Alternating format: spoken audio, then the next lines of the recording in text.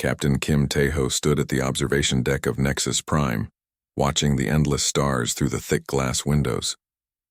The massive space station floated in the darkness like a metal city. It was bigger than anything humans had ever built. Hundreds of alien ships surrounded the station, their strange shapes glowing with different colored lights. Tae-ho adjusted his green military uniform and checked his watch. In 2 hours, the most important peace talks in galactic history would begin. His job was simple but dangerous. Keep Ambassador Park Jin-woo alive. The captain was not a tall man by human standards, standing 5 feet and 8 inches. His black hair was cut short in military style. His face showed no emotion, but his dark eyes missed nothing. 3 small scars on his left cheek told stories of battles fought on distant worlds. He had served as a Green Beret for 12 years before joining the diplomatic corps. Behind him, Sergeant Lee Dong-min was checking weapons in their small security room. Lee was younger than Tae-ho, only 28 years old, but he knew explosives better than anyone. His hands moved quickly as he counted ammunition and examined each piece of equipment. "Sir, everything is ready," Lee said in Korean, then switched to English. "The aliens still think we are weak." Corporal Yoon So-jin looked up from her computer screen. She was monitoring alien communications, something she had learned during her years in military intelligence. Her long black hair was pulled back in a tight ponytail. "They call us soft meat," she reported. "The Vorthons especially seem to hate humans." Tae-ho nodded slowly. He had read the intelligence reports. Most alien species saw humans as newcomers who did not belong in galactic politics. They thought humans were too weak, too small, and too stupid to matter. This was both an insult and an advantage. The captain walked to the window again. Dozens of different alien species lived and worked on Nexus Prime. The Krellans looked like giant lizards with blue scales. The Omnari had 4 arms and moved like spiders.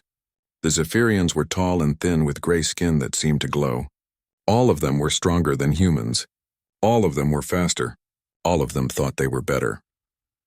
"Ambassador Park is nervous," So-jin said, still watching her screens. "His heart rate is high." Tae-ho was not surprised. Park Jin-woo was a good diplomat, but he had never been in a war zone. The ambassador did not understand that every alien on this station was a potential enemy. The peace talks were supposed to end the conflict between the Galactic Coalition and the Vorthon Empire. But Tae-ho had learned never to trust peace until the shooting actually stopped. A loud bell rang through the station. The opening ceremony would begin soon. Tae-ho gathered his team and they walked through the long corridors toward the main assembly hall. The walls were made of some kind of alien metal that changed colors as they passed. Other beings moved through the halls, talking in languages that sounded like growls, clicks, and strange music. The humans drew stares wherever they went. Some aliens pointed at them and made sounds that might have been laughter. A group of tall, insect-like creatures with red eyes watched them pass and spoke in sharp, angry tones. Tae-ho kept his face blank and his hands loose at his sides. The assembly hall was enormous. It could hold thousands of beings, and today it was almost full. Representatives from 50 different worlds sat in sections organized by species. The human section was small, just Ambassador Park and his security team. They looked tiny compared to the massive alien delegations around them. Ambassador Park was a thin man with gray hair and kind eyes. He wore his best diplomatic suit and carried himself with quiet dignity. But Tae-ho could see the tension in his shoulders. The ambassador knew how important these talks were. War had already cost millions of lives across the galaxy. If peace failed here, the fighting would continue for decades. The ceremony began with speeches in many different languages. Translation devices helped everyone understand, but the meaning was clear in any language. Most speakers talked about the need for peace and cooperation. Some made threats disguised as warnings. The Vorthon delegation sat silent and menacing in their black armor. Commander Vextar was the largest Vorthon in the hall. He stood 7 feet tall with broad shoulders covered in natural armor plates. His skin was dark green and covered with scars from many battles. Forearms ending in clawed hands rested on the weapons at his belt. His face looked like a cross between a human and a crocodile, with yellow eyes that seemed to burn with inner fire. When the formal speeches ended, the different delegations began to mingle. This was supposed to build trust and friendship. Instead, it felt like predators sizing up their prey. Alien beings formed circles around the humans, studying them like interesting insects. Commander Vextar approached the human group with slow, deliberate steps. His metal boots rang against the floor like hammer blows. Other aliens moved out of his way, showing respect or fear. Behind him walked 6 other Vorthan warriors, each one armed and dangerous. "So these are the famous humans," Vexitar said in perfect English. His voice was deep and rough like grinding stone. "I expected something more impressive." Ambassador Park stepped forward with a diplomatic smile. "Commander, we are honored to meet the legendary Vextar. Your reputation as a warrior is known throughout the galaxy." The Vorthan commander ignored the ambassador completely, his burning yellow eyes fixed on Captain Tejo. You wear the uniform of a soldier. What battles have you fought, little human?" Tejo met the alien's stare without blinking. "Enough," he answered simply. Laughter erupted from the watching aliens. The idea that a small human could be a real warrior seemed to amuse them greatly. Even some of the coalition species that were supposed to be human allies joined in the laughter. Vextar smiled, showing teeth like broken glass. "Enough? I have conquered 12 worlds. I have killed 1,000 enemies with my own claws. I have never retreated from any battle." He stepped closer to Tejo until they were almost touching. "What could a soft little creature like you possibly know about war?" The hall grew quiet. Everyone was watching now. Ambassador Park looked worried. Sojin's hand moved slowly toward her weapon. Lee stood ready to react. But Tejo remained perfectly still, his face showing nothing. "I know that real warriors do not need to brag about their victories," Tejo said quietly. The insult hit Vexitar like a physical blow. His 4 hands clenched into fists. The other Vorthans moved closer, growling low in their throats. For a moment it seemed like violence would explode in the diplomatic hall. Instead, Vexitar did something worse. He raised his right hand and struck Tejo across the face with a casual, dismissive slap. The sound echoed through the silent hall like a gunshot. Tejo's head turned slightly from the impact, but he did not step back. A thin line of blood appeared at the corner of his mouth. Slowly, he turned back to face the Vorthan commander. His expression had not changed at all. "There," Vextar announced to the watching crowd. "That is what I think of human warriors. Soft, weak, unworthy of respect." More laughter filled the hall, louder than before. But Captain Kim Tejo just smiled. It was a cold, dangerous smile that did not reach his eyes. In that moment, Commander Vextar had made the biggest mistake of his very long life. He had just awakened something that should have been left sleeping. 6 hours after the ceremony, Captain Tejo sat in his small quarters reviewing security reports. The station was quiet now. Most delegates had returned to their rooms after the formal dinner. Everything seemed normal, but something felt wrong. Tejo had learned to trust his instincts during 12 years of combat. The lights in his room flickered once, then went out completely. Emergency lighting cast red shadows on the walls. In the distance, an alarm began to wail. Tejo grabbed his weapon and communication device. He pressed the button to call his team, but only static answered. The communication system was down. This was not an accident. He moved quickly through the dark corridors toward Ambassador Park's quarters. Other beings were beginning to emerge from their rooms, confused and frightened. Some were asking questions in their strange languages. Others were already running toward the escape pods. The captain found Sergeant Lee and Corporal Sojin waiting outside the ambassador's door. Both had their weapons ready. "Sir, we cannot reach anyone," Lee reported in a whisper. "All communications are blocked. The main computer system is offline." Sojin was checking her scanner. "Life support is failing in sections 7 through 12. Someone is sabotaging the station systems." Tejo nodded grimly. This was a coordinated attack, not a system failure. He pressed the door control to Ambassador Park's quarters, but nothing happened. The electronic locks were frozen. "Stand back," Lee said. He placed a small explosive charge on the door lock. The blast was quiet but effective. The door slid open. Ambassador Park lay on the floor of his room in a pool of blood. His throat had been cut with something very sharp. But the killer had made one mistake. Near the body lay a human combat knife, obviously planted to make the murder look like human work. "They want to frame us," Tejo said quietly. "Someone is trying to start a war." Screams echoed from somewhere in the station. Then came the sound of energy weapons firing. More alarms began to ring. The attack was spreading. Sojin checked her scanner again. Multiple life signs going dark across the station. This is not random. Someone is systematically killing the coalition delegates. Through the station's communication system, a voice began speaking in the Vorthon language. Teho did not understand the words, but the tone was clear. This was a war cry, the Vorthons, Lee said. They planned this from the beginning. The captain's mind worked quickly. The peace talks had been a trap. The Vorthons never wanted peace. They wanted an excuse to destroy the coalition, and humans would be the perfect scapegoats. Small, weak, and with no powerful allies to protect them. Heavy footsteps approached from the corridor. Teho signaled his team to take positions. Through the broken doorway came 6 coalition security guards. They were Krellans, the large lizard-like beings with blue scales and natural armor. Their weapons were aimed at the humans. "Drop your weapons," the lead Krellan ordered. "You are under arrest for the murder of Ambassador Park Jin-woo and other coalition delegates." "We did not kill anyone," Teho replied calmly. "We are being framed. Evidence says otherwise. Human weapons.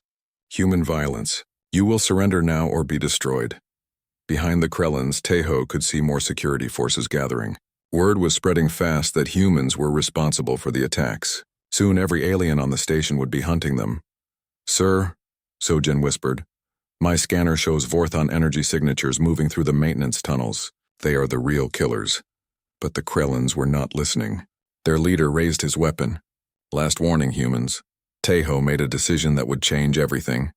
Instead of surrendering, he dove to the left just as the Krellan fired. The energy blast burned through the air where he had been standing. Lee threw a flash grenade that exploded in brilliant white light. Sojin rolled behind a metal desk and began returning fire with her rifle. The battle lasted only 30 seconds. When the smoke cleared, 3 Krellans were down and the others were retreating. The humans had won, but now they were definitely marked as enemies. "We cannot stay here," Teho told his team. "They will send more guards. We need to find the real killers and stop them." The station shuddered around them. Something had exploded in the lower levels. The artificial gravity flickered, making them feel weightless for a few seconds before returning to normal. "Life support is failing faster," Sojin reported. "Air recycling systems are damaged. We have maybe 6 hours of breathable air left." Lee was checking the weapons they had taken from the Krellans. "These energy rifles are powerful, but we do not have much ammunition. If we have to fight the whole station, we will not last long." Through the broken communication system, they heard fragments of messages in different alien languages. The words were unclear, but the meaning was obvious. All coalition forces were being ordered to hunt and kill the human terrorists. Commander Vexistar's voice cut through the static, giving orders to his hidden strike teams. Teho looked at his 2 soldiers. They were badly outnumbered, trapped on a dying space station and hunted by hundreds of aliens who wanted them dead. Most people would surrender or try to hide, but Captain Kim Teho was not most people. He had been a Green Beret, one of Earth's elite warriors. He had fought in wars where humans were always outnumbered and outgunned. He had learned that the best defense was a good offense. "New plan," he told his team. "We stop running and start hunting." Lee smiled for the first time since the attack began. "Sir, are we going after the Vorthons?" "All of them," Teho replied. His voice was cold as space itself. "They wanted to see what human warriors can do. Let us show them." The captain picked up his rifle and checked the ammunition counter. 50 shots remaining. It would have to be enough. Commander Vextar had made his biggest mistake when he slapped a human soldier in front of the galaxy. Now he was about to learn why humans had become the dominant species on the most dangerous planet in known space. The hunt was about to begin. Captain Teho led his team through the maintenance tunnels beneath the main station levels. The passages were dark and narrow, barely wide enough for a human to walk upright. Perfect for what he had in mind. Sojin's scanner showed multiple Vorthon energy signatures moving through the upper decks. They were still killing coalition delegates and planting evidence to frame the humans. But they were moving in predictable patterns like hunters who had never been hunted themselves. 12 Vorthons on Deck 6, Sojin whispered. They just eliminated the Omnari delegation. Moving toward the Zephyrian quarters next. Teho studied the station blueprints on his portable display.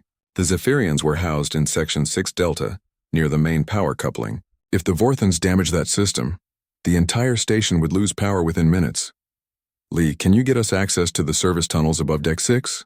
The demolitions expert examined the blueprints. Yes, sir. There is a maintenance shaft that runs directly over their target area. But we would be trapped if they discover us. They will not discover us, Tejo said with quiet confidence. Vorthons fight like warriors face to face with honor. They do not expect enemies to attack from shadows. The three humans climbed through a vertical shaft that led to the upper maintenance level. The metal was cold against their hands, and the air smelled of recycled atmosphere and machine oil. In the distance, they could hear the sounds of battle as coalition forces fought each other in confusion. Through the floor grating, they could see the Vorthon strike team moving through the corridors below. The aliens were huge and powerful, their natural armor plates gleaming under the emergency lights. Each one carried weapons that could kill a human with a single shot. But they were also loud, overconfident, and completely unaware of the danger above them. Commander Vextar was leading this group personally. The massive alien warrior moved with deadly grace, his forearms carrying different weapons. His yellow eyes scanned for threats, but he never looked up. "Target the leader first," Tejo whispered to Sojin. "One shot through the grating. Then we move." The sniper positioned her rifle carefully, aiming through the metal floor at Vextar's head. Her finger rested lightly on the trigger. One squeeze would end the Vorthon commander's life. But Tejo raised his hand. "Wait, not yet," Sojin looked confused. "Sir, we have a perfect shot." "Killing him quickly would be too easy," the captain replied. His voice carried a coldness that made both soldiers shiver. "He wanted to humiliate me in front of the galaxy. Now he will understand what humiliation really means." Instead of shooting, Tejo activated one of Lee's remote explosive devices. The small charge had been planted in a support beam 20 meters ahead of the Vorthon team. The explosion was not large, but it brought down a section of ceiling that blocked the aliens' path. The Vorthon stopped, confused. This was not part of their plan. They began examining the debris, looking for signs of who had caused the explosion. While they were distracted, Tejo dropped through a service hatch behind them. He landed silently in the corridor, directly behind the rearmost Vorthon warrior. His combat knife slid between the alien's armor plates and found the major artery in its neck. The creature died without making a sound. The other Vorthons did not notice immediately.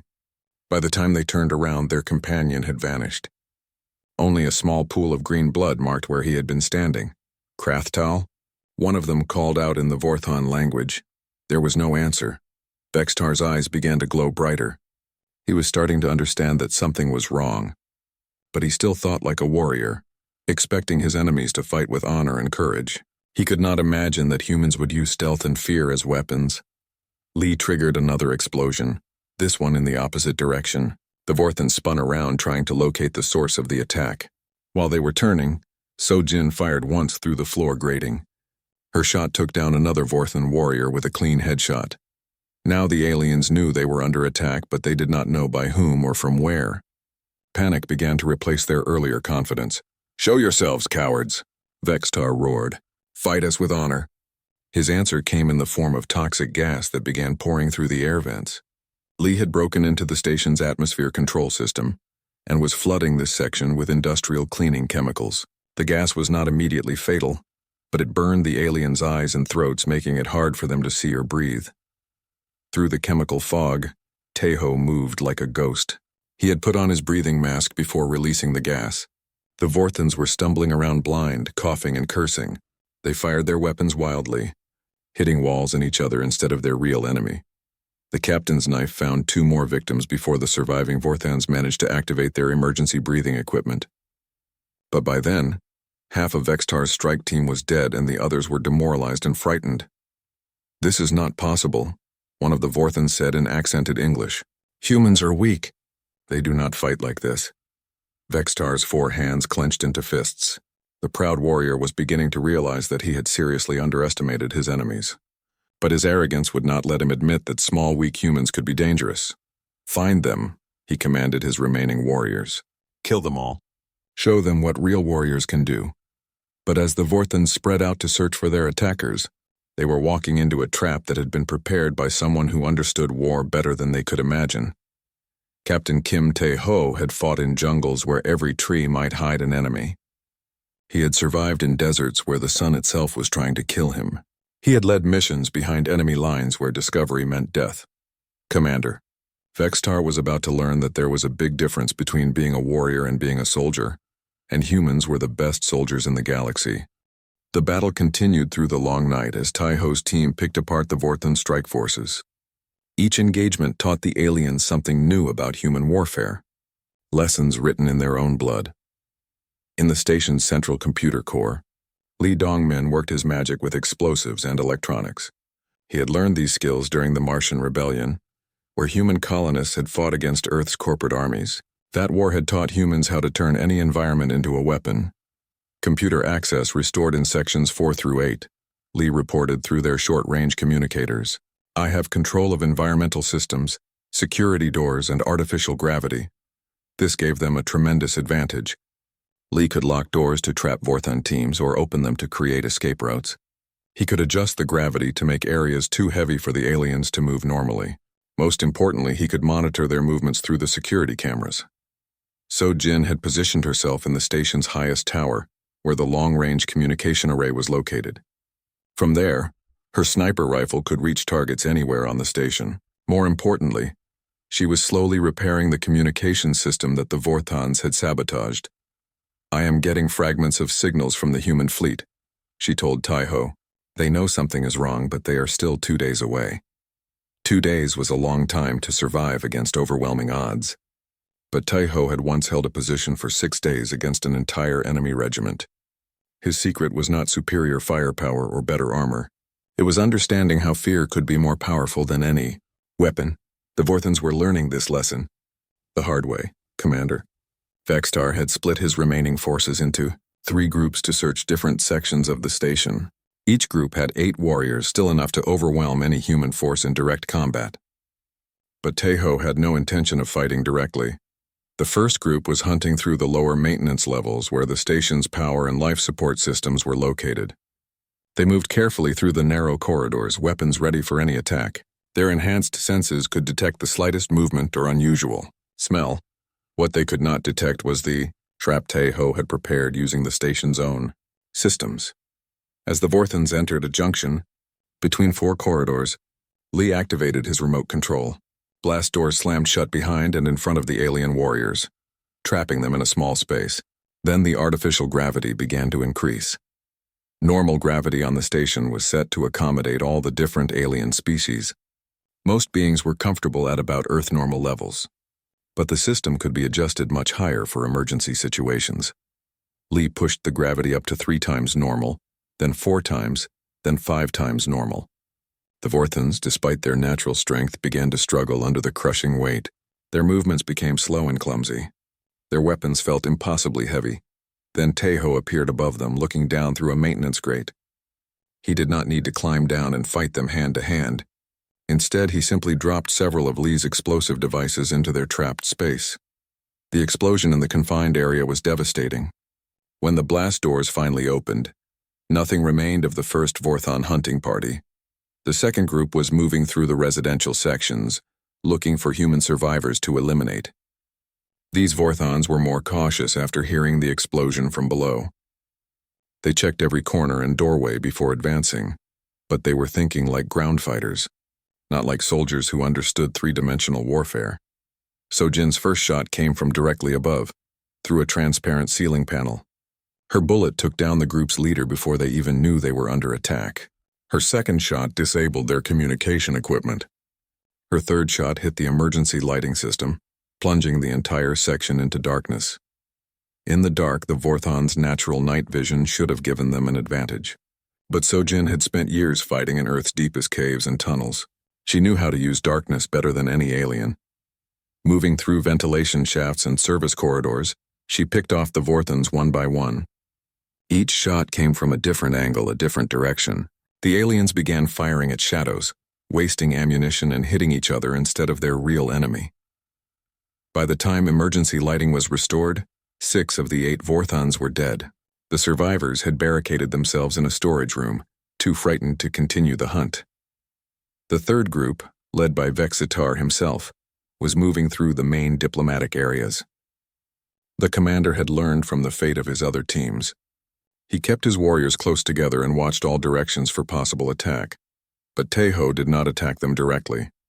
Instead, he used psychological warfare, a technique that aliens did not understand. First, Li triggered small explosions in empty rooms nearby. The sounds made the Vorthans think they were surrounded by enemies. Then Sojin used the communication system to broadcast recordings of Vorthan death screams from the earlier battles. The sounds echoed through the corridors, making it seem like the station was full of dying aliens. Finally, Tae-ho himself appeared at the far end of a long corridor. He stood in the open, apparently unarmed, letting Vexitar see him clearly. The Vorthon commander roared in rage and charged forward, his warriors following behind. This was what they understood. Direct combat, honorable battle, warrior against warrior. But as they ran down the corridor toward their enemy, they triggered every trap that Tae-ho had prepared. Explosive devices hidden in the walls, electrical cables that had been rewired to deliver killing voltage, sections of floor that had been weakened to collapse under their weight. By the time Vexitar reached the spot where Tae-ho had been standing, half of his warriors were dead or wounded. And the human captain was nowhere to be seen. Coward! Vexitar screamed into the empty air. Face me like a warrior. From hidden speakers throughout the station, Tae-ho's voice answered him. You wanted to see what human warriors can do, Commander. You are seeing it now. We do not fight for honor or glory. We fight to win. For the first time in his long life, Commander Vexitar began to feel something he had never experienced before. Fear. Dawn came slowly to Nexus Prime. The artificial day-night cycle continued even as battle raged through the station's corridors. Commander Vexitar found himself alone. His strike teams destroyed. His carefully planned operation turned into a nightmare. The Vorthon commander had locked himself in the station's main command center, surrounded by the bodies of coalition officers he had killed earlier. But even this secure location no longer felt safe. The humans had proven they could strike anywhere, anytime, without warning. Through the command center's communication system, Vexitar could hear reports from across the station. Coalition security forces were discovering the truth about the Vorthon infiltration. Evidence was mounting that humans had been framed for the attacks. Several surviving delegates were already calling for Vexitar's arrest. But none of that mattered now. The only thing that mattered was restoring his honor by killing the human who had humiliated him. Captain Tae-ho, Vexitar spoke into the communication system. I know you can hear me. I challenge you to single combat. Warrior to warrior. If you have any courage at all, face me like a real soldier. For several minutes there was no response. Then Tae-ho's voice came through the speakers, calm and professional. Commander, your operation has failed. Your warriors are dead. Coalition forces are moving to arrest you. Surrender now, and you will be treated according to Galactic law. Vexitar's rage exploded like a supernova. I will never surrender to inferior beings. You are cowards who fight from shadows. Face me in honorable combat. Honor? Tae-ho's voice carried a note of cold amusement. You murdered unarmed diplomats. You tried to frame innocent people for your crimes. You slapped me to show your contempt for my species. And now you speak of honor? The command center doors suddenly opened. Captain Tae-ho walked in slowly, his rifle held casually at his side. He was alone, apparently unarmed except for the energy weapon he had taken from a fallen Krellin guard. Vexitar smiled, showing his razor-sharp teeth. This was what he had been waiting for. A chance to prove that Vorthon warriors were superior to human soldiers in every way. The alien commander was 7 feet tall and weighed over 400 pounds. His natural armor could stop most small arms fire. His forearms gave him tremendous advantages in hand-to-hand combat. His claws could cut through steel. His reflexes were faster than any human. Tae-ho was 5 feet 8 inches tall and weighed less than 200 pounds. His only protection was a torn military uniform.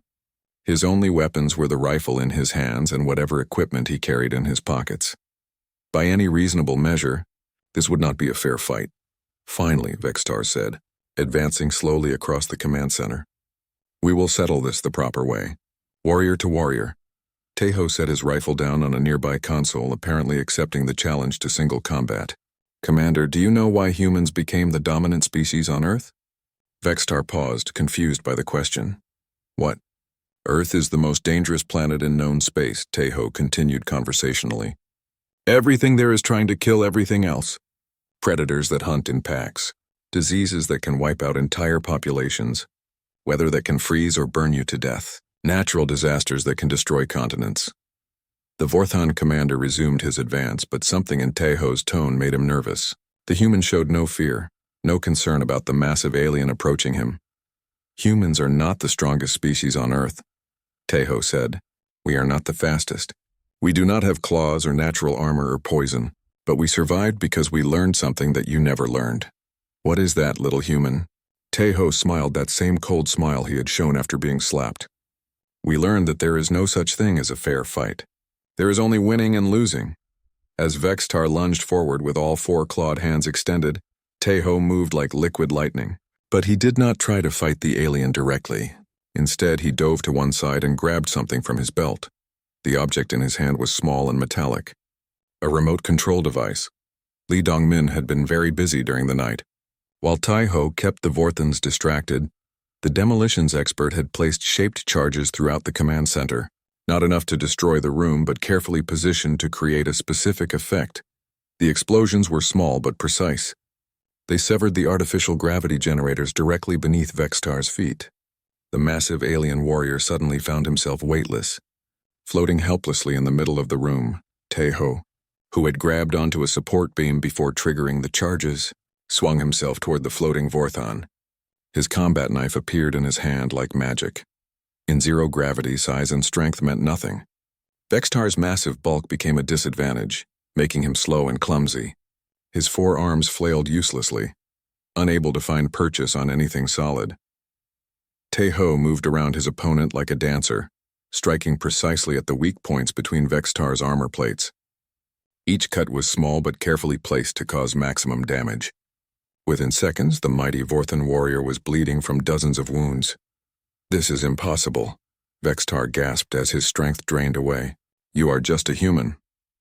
That was your first mistake, Tejo replied, floating just out of reach of the alien's desperate claws. Your second mistake was thinking that honor matters more than victory. The captain activated his magnetic boots, anchoring himself to the metal floor. Then he retrieved his rifle and aimed it at the helpless Vorthan commander. Your third mistake, Tejo said quietly, was slapping me in front of the entire galaxy. The single shot echoed through the command center like thunder. Part 6. Blood and Respect.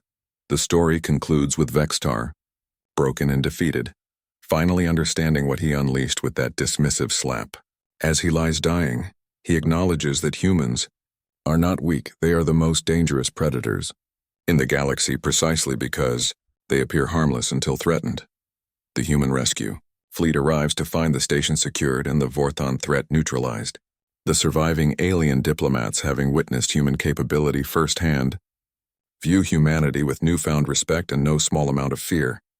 Tejo stands over Vextar's body, his dress uniform torn and bloodstained, addressing the assembled aliens. You judged us by our appearance and our size. That was your first mistake. Your second was thinking that mercy was weakness. We tried diplomacy because we prefer peace, but when peace fails, we are very, very good at war. The story ends with the galactic community's perception of humanity forever changed. The humans are no longer seen as weak newcomers, but as a species that combines civilized diplomacy with a capacity for ruthless efficiency when threatened. The slap that was meant to humiliate becomes the catalyst for galactic respect written in alien blood. The silence in the command center was broken only by the quiet hum of life support systems.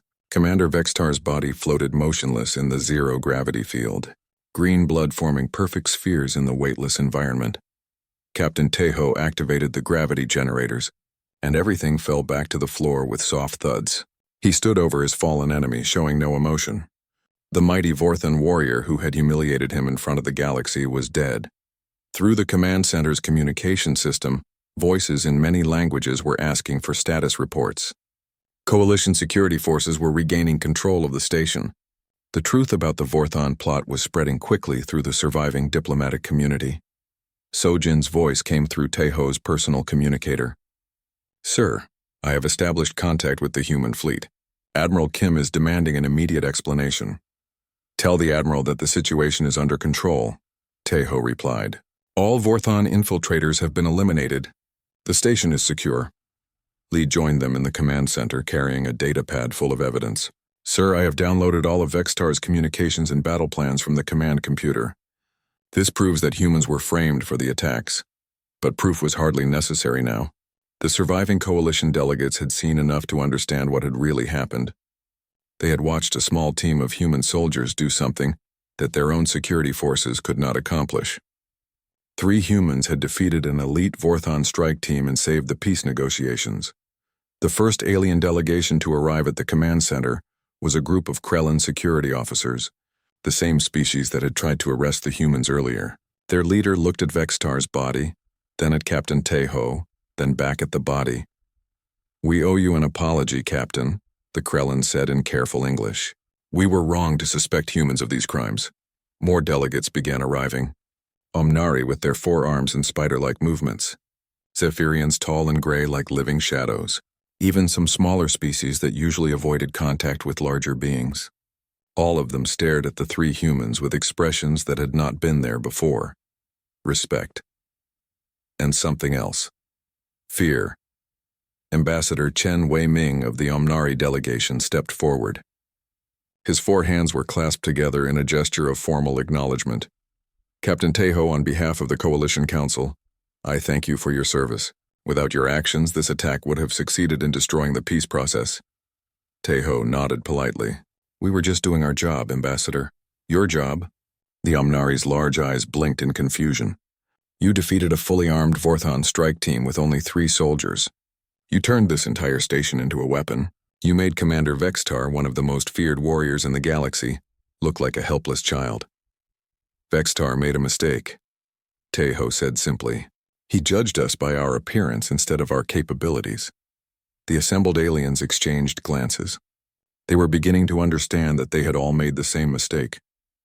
For months they had dismissed humans as weak newcomers who barely deserved representation in galactic affairs. They had laughed when Vextar slapped the human captain. None of them were laughing now. Admiral Park Soo-jin of the human fleet arrived 6 hours later with a full battle group.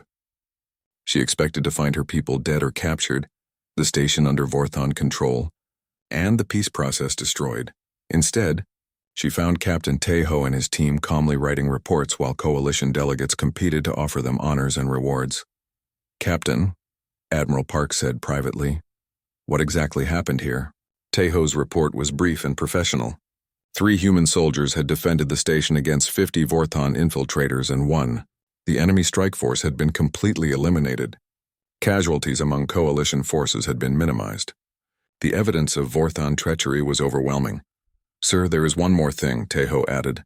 "The aliens' attitude toward humans has changed significantly." That was an understatement. Within hours, news of the Battle of Nexus Prime had spread throughout the galaxy.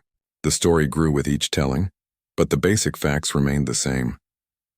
A handful of human soldiers had accomplished what entire alien armies had failed to do. Recruitment applications for human military service increased by 3,000%. Requests for human security advisors flooded diplomatic channels. Several species that had never acknowledged human existence suddenly wanted to establish formal relations with Earth. The peace negotiations resumed a week later. This time the human delegation sat at the center of the main table, not hidden in a small corner. When Captain Tejo entered the assembly hall, conversation stopped. Aliens who had previously ignored him now watched his every movement. The new Vorthon representative, General Korthva, approached Tejo before the session began. Unlike his predecessor, this Vorthon showed no arrogance or contempt. "Captain," the alien said with obvious effort, "I must apologize for Commander Vextar's actions. His behavior was not worthy of a true warrior." Tejo studied the new Vorthon representative. General Korthva was smaller than Vexitar had been, but his eyes held intelligence instead of blind rage. This one had learned from his predecessor's mistakes. "General, your people fought bravely," Tejo replied diplomatically. "They died as warriors." The truth was more complex. The Vorthons had fought like warriors, which was exactly why they had lost. They had expected honorable single combat and received modern warfare instead.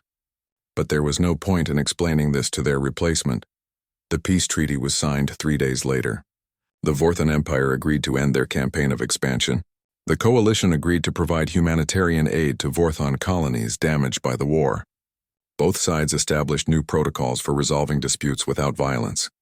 But the real change was in how the galaxy viewed humanity.